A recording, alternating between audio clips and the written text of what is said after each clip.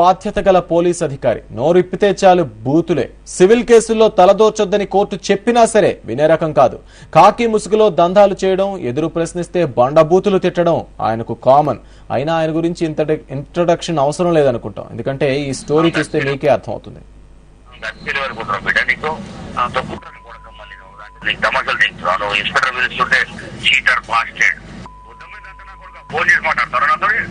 నోటికి అడ్డు అదుపు లేకుండా ఎంతెంత మాటలు అంటున్నారో విన్నారుగా. ఈ తిట్ల పురాణం ఎవరో రౌడీ షీటర్ది కాదు, గూండాగిరి చేసే వ్యక్తిది అంతకంటే కాదు, బాధ్యత గల పోలీస్ అధికారిది. నమ్మబుద్ధి కావడం లేదా? అయినా ఇది నిజం. మరి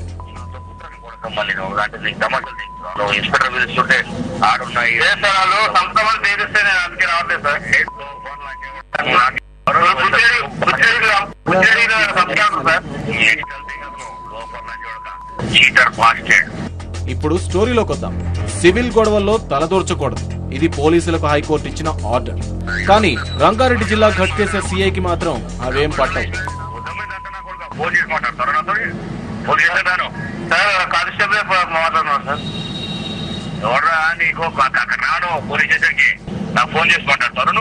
స్టేషన్ రామని చెప్తే కంప్లైంట్ ఇస్తే నీ మీద నువ్వు లాకప్ ఇచ్చావని చెప్పి కంప్లైంట్ ఇస్తాడు. రంగారెడ్డి జిల్లా కొండాపూర్ గ్రామంలో మధుసూదన్ గౌడ్, అతని స్నేహితుడు గోపాల్ రెడ్డి కలిసి 20 ఏళ్ల కిందట ఓ స్థలాన్ని కొన్నారు. అయితే తాజాగా గోపాల్ రెడ్డితో మధుసూదన్ గౌడ్ కు మధ్య అదే స్థలంపై వివాదం తలెత్తింది.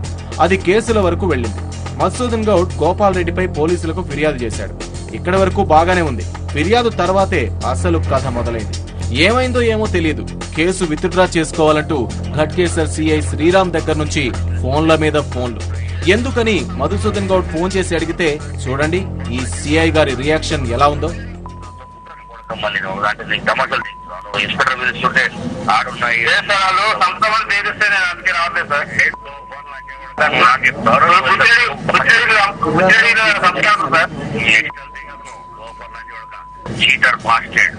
అంతేకాదు, మనుషుల్ని పెట్టి తమ ఇంటిపై దాడి కూడా చేయించాడని బాధితులు ఆరోపిస్తున్నారు.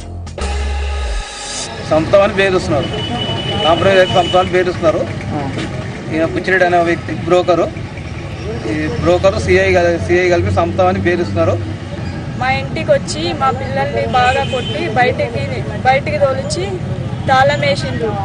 మా ఇంట్లో కొన్ని వస్తువులు ఉండే 2 లక్షల రూపాయలు ఉండే, అవి ఎత్తుకెళ్ళిరు. 4 తులాల బంగారం ఎత్తుకెళ్ళిరు. మీ దిక్కున్న చోట చెప్పుకోకుండా అని బెదిరించిండ్రు. విషయం తెలుసుకుని 24 గంటలు సీన్ లోకి ఎంటర్ అయింది. అసలేం జరిగిందో మొత్తం ఆరా తీసింది. సివిల్ కేసులో ఎందుకు తలదూర్చారని సిఐని అడిగితే సదరు పోలీస్ ఆఫీసరు చూడండి ఎన్ని ఉచిత సలహాలు ఇస్తున్నారు. అంటే ల్యాండ్ అంటే సివిల్ మ్యాటర్ కదా, దాని ఉద్దేశంతో ఆడు పెట్టిండేమో. కొండపూర్ విలేజ్ పో, కొండపూర్ లో అక్కడ గ్రామస్తులతో మాట్లాడు, సర్పంచ్ తో మాట్లాడు, అందరితో మాట్లాడిన తర్వాత అప్పుడు దగ్గరకు వచ్చి మాట్లాడు. అప్పుడు నీకు నేను చెప్తా. సరేనా? ఫస్ట్ నువ్వు గ్రౌండ్ వర్క్ చేసుకో. ఫస్ట్ సరే, ఇన్వెస్టిగేటింగ్ జర్నలిజం చెయ్యి. దాని తర్వాత అప్పుడు బెదిరి లేదా అవన్నీ తర్వాత చూసుకున్న తర్వాత మా పోలీస్ ఇన్వాల్వ్మెంట్ ఉందా మొత్తం ఫస్ట్ నువ్వు గ్రౌండ్ వర్క్ చేసుకో.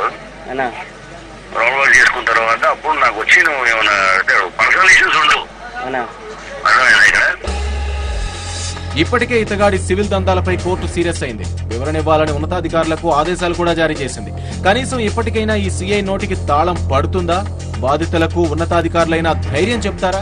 సివిల్ పంచాయతీలో తలదూర్చడాన్ని కట్టి పెడతారా? డీజీపీ గారు కాస్త చూడండి సార్ ఈ సిఐ గారి కథ.